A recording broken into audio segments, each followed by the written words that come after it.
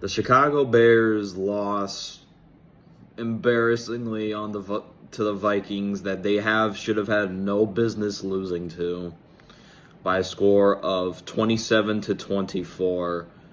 And I gotta say this, but before we begin, I do hope everybody is doing well despite the Bears' loss.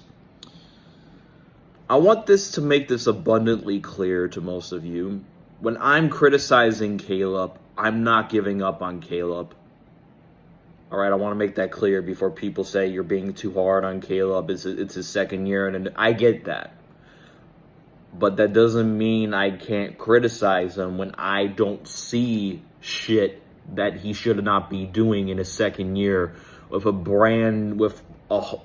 the offseason, Ryan Poles did his job and spent a lot of money on offensive line.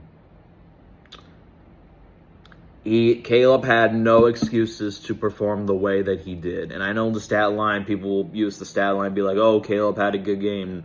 But they don't watch the whole game. They let the stat box say, well, he had over 180-something yards and one touchdown pass and a rushing touchdown and no interceptions. So technically he played a...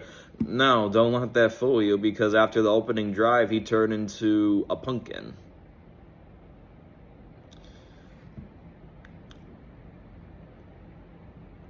This is what I meant when I say that I'm not giving Caleb the treatment that I gave Justin, the treatment that I gave Mitch.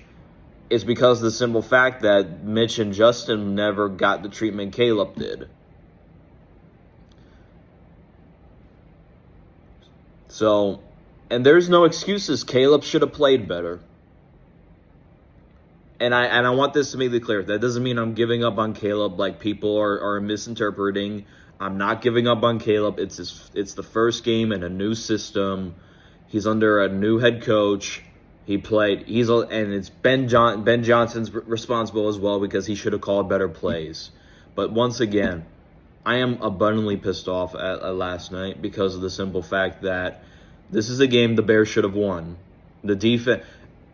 And before you say, well, we didn't have Jalen Johnson and Kyler Gordon or TJ, at the end, the defense played well. The reason why they gave up so many big plays is because they're out there on the field majority of the time. Of course you're bound to give up plays.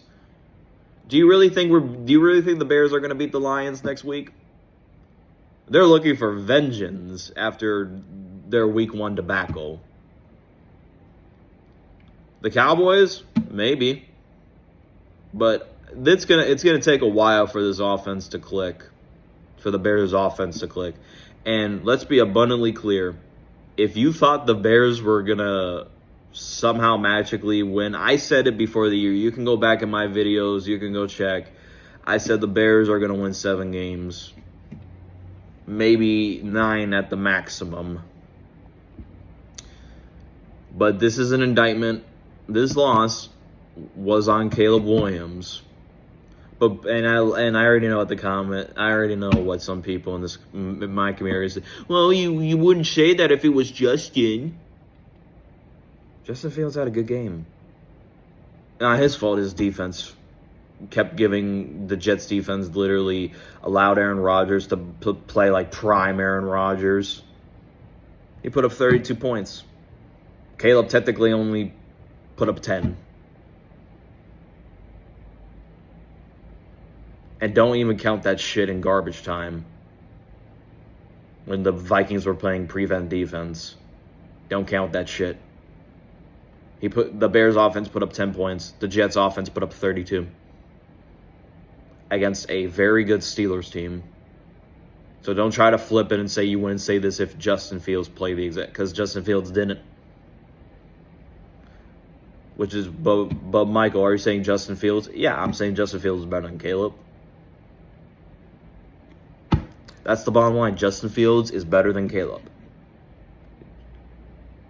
That's the whole bottom line. Justin Fields had a good game against the Steelers. He should have won if it wasn't for a 60-yard field goal. At least he has that. At least Justin Fields has a scapegoat. The fuck did Caleb have a scapegoat for? The offensive line? Offensive line played well. They only give up 1 sack. So I really want to know what's Caleb Williams' scapegoat?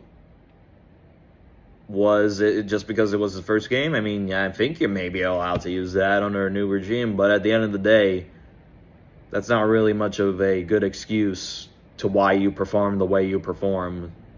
But that's it. That's all for today's video. I'm most likely going to be doing these a lot and every time the Bears lose, because it looks like the Bears are going to win 7, 8 games, maybe 9 if they're lucky. And no, I'm not pushing the start Tyson Bagent train like most Bears fans are. But anyways, that's it. That's all. Hit subscribe. As always, thanks for watching.